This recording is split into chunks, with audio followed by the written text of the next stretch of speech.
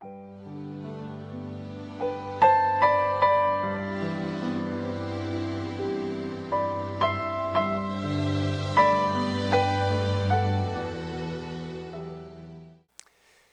다니엘서를 마치고 사도행전 강해를 다시 시작하도록 하겠습니다. 오늘 말씀해 보면 바울과 실라는 2차 전도 여행을 떠나는 것을 봅니다. 전도 여행을 여러 번 걸쳐서 가는데 이 두 번째 전도 여행의 목표는 1차 전도 여행에서 세워진 교회들을 다시 방문해서 굳건하게 다시 세워주는 돌보는 그런 사역을 하기 위해서 두 번째 전도 여행을 떠납니다. 이 지역은 주로 소아시아에 해당되는 교회들이었습니다. 바울과 실라 일행은 열심히 사역을 감당합니다. 그런데 여정 중간에 자꾸 뭔가 막히는 일들이 생겼습니다. 이걸 하려고 그랬더니 이게 더 진전이 안 되고, 또 어떤 이유에서든 간 하나님이 자꾸 그 길을 막으셨다는 것이죠. 성령께서 그 사역을 막으시는데 이들은 이제 여기에서 어디에서 또 어디로 이렇게 옮겨갔다고 말씀이 나오지요. 이 지명들을 따라서 동선을 가만히 보면 소아시아 지역의 남부에서 사역을 했는데 거기서 막아서 중부로 올라가고, 중부에서 길을 막으셔서 북부로 올라가고, 북부에서도 길을 막아서 이걸 어떻게 해야 되나 하는데 밤의 환상 중에 마게도냐 사람, 마게도냐는 서쪽에 있습니다. 이 소아시아는 오늘날의 아시아 지역, 마게도냐로 건너면 그때부터 유럽 땅입니다. 유럽 대륙에 있는 마게도냐 사람이 와서 우리를 도와주라. 그것을 하나님의 뜻으로 알고 마게도냐로 건너갔다는 거죠. 배를 타고 대륙을 건너서 옆으로 서쪽으로 향했습니다. 그리고 여기저기 가서 결국 빌립보 교회에 이르렀다, 이렇게 말을 합니다. 빌립보는 오늘날의 그리스 북부에 있는 지역입니다. 그러니까 바울은 지금 터키에서 그리스, 오늘날로 치면 아시아 대륙에서 유럽 대륙으로 사역을 확장한 것입니다. 이들의 전도 여행의 처음의 목적은 소아시아 지역, 소아시아를 전도하기를 계획했지만 하나님은 그들을 유럽 대륙으로 인도해 준 것입니다. 이것이 계기가 돼서 이 복음이 점점점 아래로 내려와서 훗날 로마 제국 전체가 복음화가 되고, 또 로마 제국의 이 복음화로 인하여서 그 위쪽에 북쪽에 있는 유럽 지역 전체가 복음화가 되고, 그들이 다시 복음을 가지고 대서양을 건너서 아메리카로 가서 복음화를 시키고, 아메리카의 또 선교사들이 태평양을 건너서 아시아의 또 한국과 이곳으로 복음을 가지고 왔습니다. 그러니까 이 바울의 첫 걸음이 나는 왜 마게도냐로 갔을까? 바울은 모르겠지만 이 서쪽으로 처음으로 발걸음을 뗀 것이 시작이 되어서 복음이 서진을 합니다. 지구를 가만히 보면 서쪽으로 한 바퀴를 삥 돌아서 오게 된 것을 봅니다. 여러분, 바울은 소아시아만 생각했지만 하나님은 세계에 복음하라는 큰 그림을 그리고 계셨던 것입니다. 오늘 말씀의 제목이 하나님의 놀라운 계획입니다. 하나님의 놀라운 계획, 우리의 생각을 뛰어넘는 계획이 하나님에게는 있다는 것이죠. 여러분, 우리의 지혜보다 하나님의 지혜가 더 뛰어난 것을 우리는 믿고 삽니다. 하나님은 언제나 우리의 생각을 뛰어넘어서 역사하는 분입니다. 하나님은 이러한 놀라운 계획들을 여러분 한 분 한 분을 향하여서, 여러분 모두를 향하여서 하나님이 전부 다 갖고 계시다는 사실도 우리는 믿습니다. 하지만 모든 그리스도인들이 이러한 하나님의 계획에 참여하게 되는 것은 아닙니다. 하나님은 우리에게 각자에게 모두 계획을 갖고 있지만 모든 그리스도인이 하나님의 계획을 따라가는 것은 아닙니다. 왜냐하면 우리는 순종하지 않기 때문에 못 따라가는 겁니다. 하나님의 놀라우신 계획에 참여하는 데는 몇 가지의 절차가 있고 몇 가지 요소가 있는데, 오늘 본문에 빗대어서 하나님의 놀라운 계획에 참여하는 길을 두 가지를 여러분과 나누고자 합니다. 먼저는 하나님의 계획에 참여하려면 우리는 내 뜻을 먼저 내려놓을 수 있어야 됩니다. 하나님의 계획에 참여하려면 가장 먼저 내 뜻부터 내려놔야 합니다. 그래야 하나님 뜻이 내 안에 이루어지지요. 때로는 내 계획이 좌절되어야 그때서야 하나님의 계획이 이루어질 때도 있습니다. 내 뜻이 좌절되는 것은 나에겐 좋지 않은 것 같으나 그럼으로써 하나님의 뜻이 나에게 이루어질 때가 있습니다. 마게도냐 전도가 어떻게 가능했는가 하면 바울이 여러 번 자기의 뜻을 꺾었기 때문에 가능한 것이에요. 소아시아의 남부, 중부, 북부에 이르기까지 바울은 계속 자기의 뜻을 꺾습니다. 난 여기를 하려고 그랬는데 이게 하나님 원치 아니하시나 보다. 또 중부로 올라가서 여기도 아닌가 보다. 여러 번 바울은 자신의 마음을 꺾고 하나님께 순종함으로 계속 따라갔다는 것이에요. 왜냐하면 하나님이 더 큰 계획으로 나아가기 위한 바울의 마음이었던 것이죠. 만약에 바울이 자기 계획을 끝까지 고집하였더라면 하나님의 계획에 참여하지 못했을 것입니다. 우리는 이런 생각을 합니다. 나는 내 계획대로 다 되었으면 좋겠다. 우리는 그렇게 생각할지 몰라도 우리에게 사실 가장 좋은 것은 하나님의 계획이 나에게 이루어지는 것이 사실은 가장 좋은 것입니다. 강준민 목사님은 꿈꾸는 자가 오는도다라는 책에서 요셉의 옷을 2번이나 뺏으신 하나님에 대해서 이야기를 합니다. 요셉은 총리가 되는 과정에서 자기 옷을 2번이나 빼앗깁니다. 먼저는 아버지 집에서 입고 있었던 채색 옷을 형들에게 강제로 빼앗깁니다. 요셉은 형들이 많았습니다. 10명이나 되는 형이 있고 그런데도 집에서 채색 옷을 입었다. 채색 옷이라는 것의 원어는 긴 소매 옷이라는 거예요. 목동들은 짧은 소매를 입죠. 근데 요셉은 긴 소매를 입었다. 다른 말로 일을 안 시켰습니다. 이 옷은 누가 입는 거냐? 후계자가 입는 것이에요. 이 집안의 후계자가 입는 옷이에요. 야곱의 집, 아버지 야곱의 집은 부유했지요. 요셉의 계획은 뭐냐 하면 이 긴 소매 옷을, 후계자의 옷을 입고 이 부자인 아버지 집에서 후계자로 사는 것이 요셉의 계획이었습니다. 그런데 하나님이 그 옷을 뺏어가셨다는 거예요. 왜냐하면 하나님의 계획은 더 컸던 거지요. 너는 그 집에서 아무리 그 집이 부자라 한들 너는 거기서 그렇게 후계자로 살 사람이 아니야. 그 옷을 뺏었다는 거예요. 그 다음 뺏긴 옷은 뭐냐? 보디발 장군의 집에서 노예의 옷을 빼앗겼습니다. 요셉은 애굽의 노예로 팔려가서 보디발 장군 집에서 노예로 살았습니다. 그런데 모든 일에 총명과 성실함이 나타나니까 그것을 다 인정받아서 집안의 모든 일을 맡아서 관장하는 최고의 노예가 됐다는 거지요. 하지만 이 보디발 장군의 아내가 요셉을 유혹하다가 말을 안 들으니까 요셉의 옷을 확 뺏어버렸습니다. 이 일 때문에 요셉은 억울하게 옥에 갇히지요. 여러분, 애굽 장군의 집에서 최고의 노예를 사는 건 나쁘지 않습니다. 애굽이라는 나라의 장군의 집에서 최고의 노예로 사는 것, 대우받으며 사는 건 나쁘지 않아요. 하지만 하나님은 그것도 뺏어 가셨다는 거예요. 왜냐하면 요셉을 향한 하나님의 계획은 훨씬 더 컸기 때문입니다. 요셉은 자기의 뜻이 꺾여질 때에 원망하거나 하나님 왜 이러십니까 하지 아니하고 하나님을 끝까지 신뢰하고 계속 나아갔다는 것이죠. 그래서 결국에는 하나님의 놀라운 계획에 참여하여서 그는 애굽의 총리가 되고 맙니다. 여러분, 우리는 자주 내 생각을 내려놓고 하나님의 생각을 듣는 사람이 되어야 됩니다. 아멘.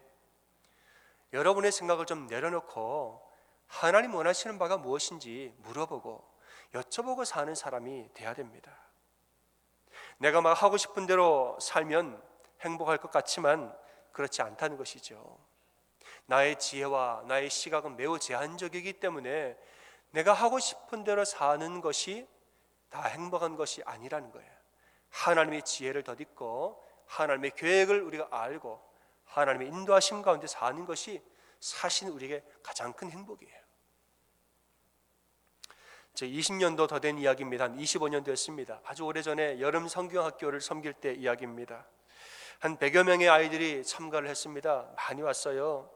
방학을 맞이한 아이들이 한 곳에 모여 있으니까 여러분 얼마나 놀고 싶었겠습니까? 방학인데 오랜만에 친구들 교회 다 모였습니다. 설교를 들어도 엉덩이가 들썩거리고 조물수에서 놀 생각만 하는 거예요. 이제 예배를 오전 예배 드리고 점심 먹고 오후 예배 드리기까지 휴식 시간이 있습니다. 밥 먹고 쉬는 시간에 아이들이 예배당 여기저기를 막 다 돌아다니면서 떠들고 장난을 칩니다. 이제 예배 시간이 다 됐습니다. 이제 다 자리에 앉아 예배를 드려야죠. 선생님이 이제 예배 드릴 준비를 시킵니다. 얘들아 이제 그만 놀고 자리에 앉아라 얘기를 하는데 안 들어요. 전혀 안 들어요. 전혀. 100명이 왔다 갔다 하니까 아무리 얘기해도 안 돼요. 마이크에다 대고 조용히 해라 몇 번을 얘기해도 안 들어요. 여기를 조용히 시키면 저기가 떠들고, 저기를 조용히 시키면 여기가 떠들고, 또 둘이 싸우길래 뭐라 그러면 얘가 그랬다고, 얘를 혼내면 제가 또 그랬다고. 조정이 안 돼요. 마이크에다 대고 소리를 지르고 뭐 해도 안 돼요. 그러다가 선생님이 고민하다 이렇게 결정을 하면 안 되겠다, 내가 화를 한번 심하게 내야겠구나. 선생님이 화를 한번 확 내면은 아이들이 숙연해지겠지. 결정을 하고 화를 한번 냈습니다. 얘들아, 너희들 그렇게 놀고 싶으냐? 어디 한번 마음껏 놀아봐 하고 소리를 확 지르고 문을 쾅 닫고 나가셨어요. 선생님이 화를 냈으니까 좀 숙연해질 줄 알았는데 어떻게 됐을까요?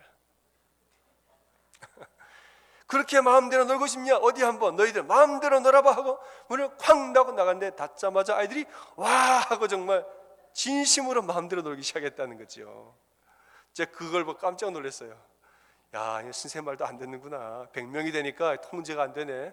문을 꽉 닫고 나갔던 아이들이 와 하고 소리를 지르고 방석을 확 던지기 시작했습니다. 재밌겠죠, 아이들은. 하지만 잠시 후부터 방석이 찢어지고 여자아이들은 울고 있고 남자아이들은 구석에서 싸움이 났습니다. 안 돼요, 안 돼. 여러분, 이것이 어린아이들 이야기라고 생각을 하겠지만 하나님 보시기에는 아이들이나 어른들이나 똑같습니다.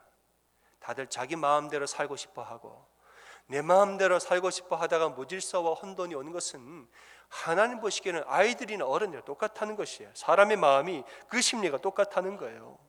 하나님 말씀하십니다. 너 정말 그렇게 마음대로 살고 싶니? 너 말씀을 떠나서 순종하지도 않고 말씀 안에 들어올 생각도 없고 네가 하고 싶은 대로 그렇게 너 마음대로 끝까지 그렇게 고집을 피우고 살고 싶니? 그럼 어디 너 마음대로 한번 해봐. 로마서 1장 24절에 하나님께서 그들의 마음의 정욕대로 더러우면 내버려 두사, 그들이 원하는 대로 살도록 내버려 두사, 결과가 어떻게 됐는가? 순리대로 쓸 것을 영리대로 바꾸어 쓰고 하나님 원치 아니하는 합당한 수많은 죄들을 지으면서 사람들은 살았습니다. 사사기를 보면 그때에 이스라엘에 누가 없었습니까? 왕이 없었으므로 사람들이 각기 자기 속에는 옳은 대로 마음대로 살았다라고 했습니다. 마음대로. 내 마음에 하나님이 왕이 되셔야 하는데 하나님 왕으로 인정하지 않는 거예요. 내가 왕인데 왜 하나님이 왕이냐는 거죠. 내 마음대로 살고 싶은 대로, 내가 왕인 것처럼 하나님의 지배와 하나님의 이 통치를 거부하고 하고 싶은 대로 고집대로 사니까 이스라엘의 혼돈의 시대가 찾아왔습니다. 여러분, 우리가 살다 보면 순간적으로 내 자아가 솟구칠 때가 있습니다. 살다 보면 내 자아가 확 하고 솟구칠 때가 있습니다.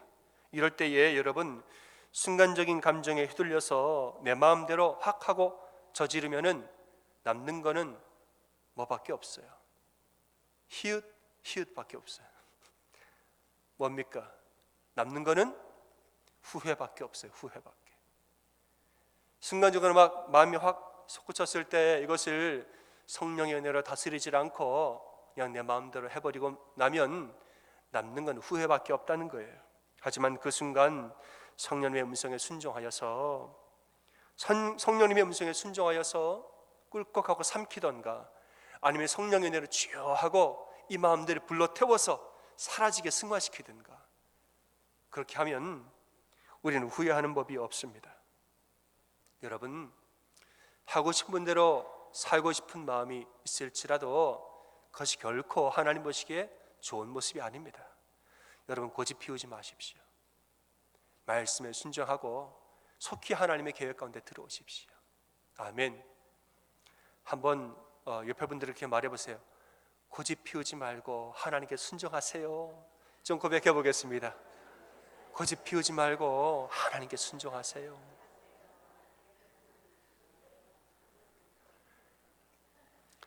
여러분, 표정들이 너무너무 마음에 와닿는 표정들이 보입니다. 저는 살면서 말씀을 내가 떠나서 후회한 적은 있어도 말씀대로 살다가 후회한 적은 없습니다. 내가 말씀대로 안 살다가 후회한 적은 있습니다. 내가 왜 말씀대로 불순종했을까? 내가 왜 말씀을 그때 떠났을까? 이건 후회합니다. 그런데 말씀대로 살아서 후회한 적은 한 번도 없습니다. 그게 어려운 길일지라도 하나님이 더 강하게 역사하시는 것을 경험했기 때문에 말씀을 떠나서는 후회했어도 말씀대로 살아서 말씀에 순종해서 후회한 적은 단 한 번도 없다는 거예요. 내 마음대로 사는 것보다 하나님 말씀대로 사는 것이 훨씬 더 몇 배나 복되다는 사실을 삶을 통해서 너무나 많이 경험했기 때문입니다. 여러분, 하나님의 뜻은 내 뜻보다 큰 줄을 믿습니다. 하나님의 뜻은 내 뜻보다 선하고 하나님의 계획은 내 계획보다 더 올바릅니다. 그러니까 내 뜻을 내려놓고 하나님 뜻에 순종하셔야 됩니다. 하나님의 계획에 참여하는 두 번째 길은 무엇인가 하면 희망을 붙드는 것입니다. 희망을 붙들고 살아야 하나님의 계획에 참여하는 자가 됩니다. 바울이 마게도냐로 이제 건너갔지요. 이제는 큰 결심을 하고 배를 타고 대륙을 건넜습니다. 마게도냐로 갔는데 바로 그냥 빌립보에 도착한 게 아닙니다. 처음엔 사모드라게로 갔고 그 다음에 네아폴리로 갔습니다. 그 다음에 빌립보로 갔다는 거지요. 또 빌립보에 도착해서도 거기서 며칠 동안 있었는데 변변치 않게 사역을 못했습니다. 잘 여러분 생각해 보시길 바랍니다. 하나님의 뜻에 따라 마게도냐로 건너갔는데 사모드라게 가봤습니다. 여긴가? 여기 아닌 것 같아요. 네아폴리로 갔습니다. 하나님도 여기입니까? 여기도 아닌 것 같아요. 빌립보로 갔습니다. 빌립보는 수유를 유했다. 며칠간 있었는데 아무것도 제대로 한 게 없습니다. 하나님이 뭡니까? 왜 여기로 부르셨습니까? 아무것도 없는데요. 사역을 하려고 했는데 잘 되지도 않고 수요일을 유하다가 안식일을 맞이하였다고 그랬습니다. 며칠 동안 이게 뭔가 하면서 지냈는데 이게 뭔지를 잘 모르겠어요. 안식일에 이어서 기도할 곳을 찾아다니다가 강가의 여인들을 만났다고 그랬습니다. 여러분, 안식일에 기도할 곳을 찾아다녔다는 말은 뭐냐 하면 그 지역에 회당도 없었다는 말이에요. 안식일에 회당 가야죠. 근데 기도처를 찾았다는 말은 그 지역에 회당이 없었다는 거예요. 유대인들이 사는 곳마다 전부 회당이 있는 것이 아닙니다. 회당이 없는 데도 있어요. 회당이 없으면 기도처가 있죠. 근데 이 당시를 보면 기도처가 어떤 좋은 데가 없으면 강가에서 여인들이 강가에 모여서 강가에서 기도하는 경우도 있었다는 거죠. 오늘 말씀해 보면 빌립보는 그런 곳이었던 것으로 보입니다. 여인들이 강가에 모여서 기도하는 기도처가 거기 있었던 거예요. 바울이 기도처를 찾아서 강가에 갔는데 여인들을 만났습니다. 그리고 여인들에게 이제 말씀을 전하는데 다들 시큰둥해요. 저 뭐지? 저 사람 누구지? 잘 몰라요. 근데 말씀에 반응을 보이는 사람이 딱 한 사람 있었다는 거죠. 누굽니까? 루디아입니다. 루디아. 딱 한 명밖에 반응을 안 보이는데 루디아만 반응을 보이고 루디아만 회심을 해서 세례를 받았다는 거지요. 여러분, 이 과정이 지금 다 그려지십니까? 바울은 희망을 놓지 않았습니다. 하나님의 부르심을 따라가는 데에 절망하지 않고 계속 희망을 가지고 하나님, 그래도 하나님 아시지요? 하나님 계획이 있으시지요? 하나님 날 인도하실 거지요? 하나님께 기도하면서 계속 희망을 가지고 나아갔다는 거예요. 소아시아의 남부에서 막히고 중부에서 막히고 북부에서도 막히고 마게도냐 건너왔는데 사모드라 막히고 네아폴리 막히고 빌립보 갔는데 뭐 없고 회당도 없고 여인들과 말씀 전할 때 막히고 딱 한 명 얻었다는 거예요. 딱 한 명. 여러분, 길이 막히고 일이 안 풀릴 때 하나님 이럴 거면 저 왜 부르셨습니까? 하지 마시고 하나님 당신의 뜻이 분명히 있지요. 하나님 말씀해 주세요. 하나님 당신의 뜻이 내 눈에는 안 보여도 하나님 분명히 계획을 갖고 계시지요. 날 인도해 주세요. 저는 하나님만 믿고 갑니다. 이렇게 기도하며 헤쳐나아간 것이에요. 이것이 바로 하나님 안에서 희망을 품는 자의 모습인 것입니다. 빌립보에서 얻은 이 루디아, 이 여인은 바울 일행을 자기 집으로 모셔서 바울 일행을 후원하는 든든한 후원자가 됩니다. 그리고 그녀를 통하여서 빌립보 교회가 세워지는데 이 빌립보 교회는 바울의 일생 동안 바울을 신실하게 후원하는 아름다운 든든한 이 사랑의 관계가 맺어지면서 든든한 후원교회가 됐다는 것이지요. 희망전도사라고 불리는 차동엽 신부님의 말이 있습니다. 이분이 얼마 전에 돌아가셨습니다만 참 이 사회에 희망을 던져준 참 귀한 사역자이셨습니다. 이분이 이런 말을 했습니다. 사람은 어려움을 만나게 되면 관망, 절망, 희망 중에 하나를 선택하게 된다, 이렇게 말했습니다. 관망, 절망, 희망, 세 개 중에서 고난을 맞이하면 우리는 세 개 중에서 하나를 선택한다. 관망은 뭐냐 하면 사태의 추이를 가만히 지켜만 보는 거예요. 어떻게 되가나 보고 이 일이 잘 풀려지면 희망하게 되고, 일이 잘 안 풀리면 절망하는 거예요. 수동적이죠. 저 일이 어떻게 되나 지켜만 보는 것이 관망입니다. 절망은 뭐냐? 그 말 그대로 희망을 절단해버리는 거예요. 희망을 끊어버리는 것이 절망입니다. 절망으로 가는 지름길이 있는데 바로 속단이라는 것이에요. 조금만 일이 안 되면 인내하거나 견디질 못하고 아유 안 되겠다 하고 속단해버리는 거예요. 나는 망했다 혹은 안 된다. 바로 그냥 절망에 빠져버리니 속단. 여러분, 관망이나 절망을 선택하면 그 사람이 당하는 고난은 점점 더 어려워질 뿐이다, 이렇게 말했습니다. 하지만은 희망을 선택하면 상황을 달라진다고 그랬어요. 우리가 희망을 붙들기 시작하면 그때부터는 상황이 달라진다. 우리가 주먹을 불끈 쥐는 능력이 생겨지고 없던 기운도 생겨나고 주변의 도움들을 우리가 끌어들이기 시작한다라고 말했습니다.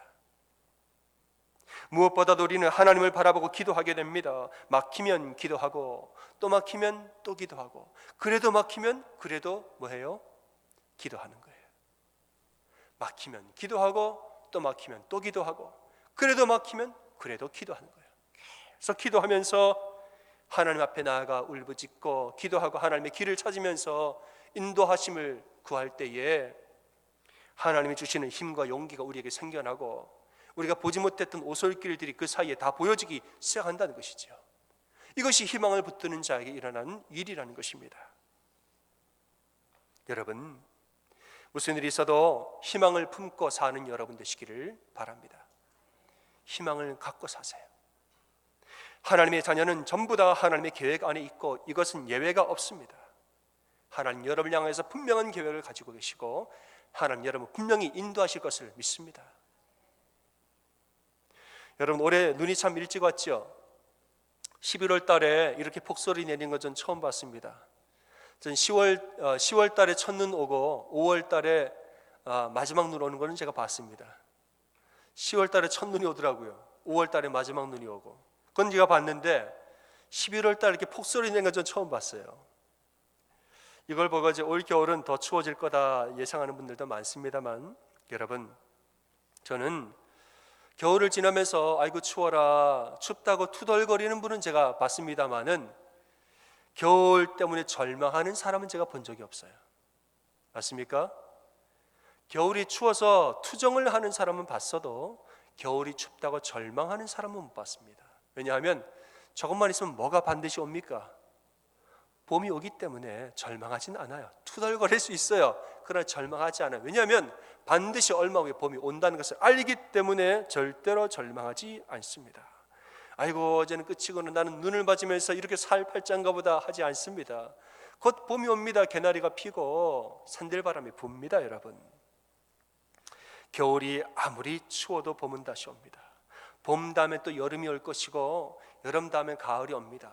또 가을이 점점점 이제 좀 추워지면 우리는 또 예상을 합니다. 아, 머지않아 또 겨울이 오겠네. 그리고 우리는 절망하지 않고 겨울을 잘 지낼 준비를 합니다. 겨울을 잘 지낼 월동 준비를 한다는 거예요. 그리고 또 잘 지내고 또 다시 봄이 옵니다. 여러분, 마찬가지로 하늘에 먹구름이 끼었다고 투덜거리는 사람이 있어도 절망하는 사람 없습니다. 왜냐하면 그 먹구름 뒤에는 변함없이 비치는 무엇이 있기 때문이에요. 태양이 있기 때문에, 해가 있기 때문에 먹구름 때문에 절망하는 사람은 보지를 못했습니다. 구름은 잠시 왔다 지나가지만 해는 영원히 그 자리에 있는 것입니다. 우리 하나님이 바로 이런 해와 같은 분임을 믿으시길 바랍니다. 고난은 잠시 왔다 사라질 수 있어요. 그러나 우리 하나님은 언제나 그 자리에서 우리를 비추고 계신다는 것이에요. 먹구름은 바람이 불면 지나가요. 바람이 불어도 안 지나갈 때가 있죠. 그럴 땐 차라리 비를 한번 쏟으면 지나가요. 먹구름 무거워가지고 바람이 불어도 안 지나가면 차라리 비를 내리라 이거예요. 내가 맞을 테니까. 이럴 땐 차라리 그래 비 한번 빨리 내려라. 내가 맞아줄 테니까 비 내리고 빨리 사라져라 그래요. 우리가 이렇게 선포하는 것이 우리 나은 것이에요. 왜냐하면 그 구름이 지나가면 반드시 그 뒤에는 나를 향한 변함없는 하나님의 햇살이 있음을 알기 때문에 우리는 절망하지 않습니다. 여러분, 우리의 삶에서 하나님은 사라지지 아니합니다. 하나님은 우리를 떠나지도 아니합니다. 환난이 잠시 내 눈을 가릴 수는 있어도 나를 향한 하나님의 사랑을 지울 수는 없다는 것이에요. 로마서 8장 35절에서는 하나님의 자녀들에게 어떤 일이 일어나는지에 대해서 그 능력을 말하고 있습니다. 누가 우리를 그리스도의 사랑에서 끊으리요? 환난이나 곤고나 박해나 기근이나 적신이나 위험이나 칼이랴. 사망이나 생명이나 천사들이나 권세자들이나 현재일이나 장래일이나 능력이나 높음이나 깊음이나 다른 어떤 피조물이라도 우리를 우리 주 그리스도 예수 안에 있는 하나님의 사랑에서 끊을 수 있습니까? 없습니까? 없습니다. 아멘. 우리를 하나님의 사랑에서 못 끊는다는 거예요. 하나님 우리를 떠나지도 않고 우리는 하나님을 떠나려고 하여도 떠나지지가 않는다는 거예요. 여러분, 우리 하나님은 살아계신 줄 믿습니다. 하나님 날 사랑하십니다.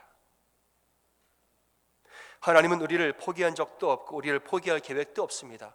내가 하나님을 떠날 계획은 있어도 하나님이 나를 떠날 계획은 추호도 없습니다. 하나님은 지금도 우리를 희망으로 인도하고 계시는 것입니다.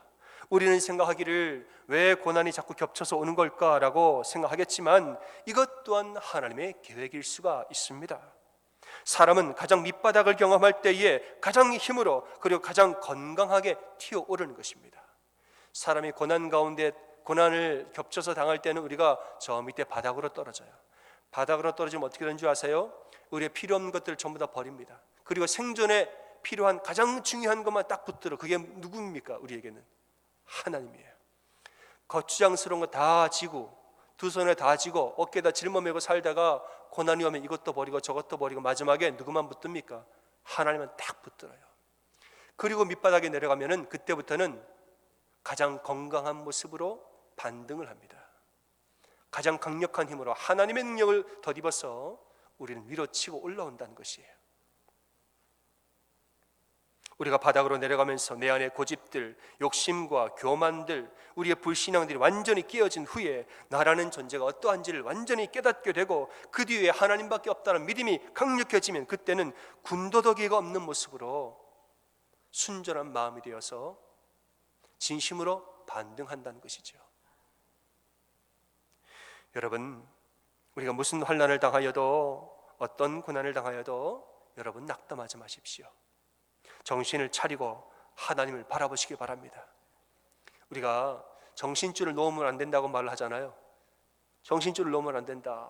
하나님만 바라보면 된다. 여러분 마찬가지입니다. 우리 고난이 올 때는 기도줄을 여러분 놓으시면 안 됩니다. 정신줄도 놓으면 안 되지만 기도줄도 놓으면 안 됩니다. 기도줄을 딱 붙들고 기도함으로 사셔야 합니다. 하나님의 계획은 크고도 선하다는 사실을 믿고 우리가 이제 고집 피우지 말고 순종하시고 내 뜻을 내려놓고 하나님의 뜻을 순종하시고 그리고 끝까지 하나님의 인도하심을 믿고 희망을 붙들고 사는 여러분 다 되시기를 주님의 이름으로 축원합니다.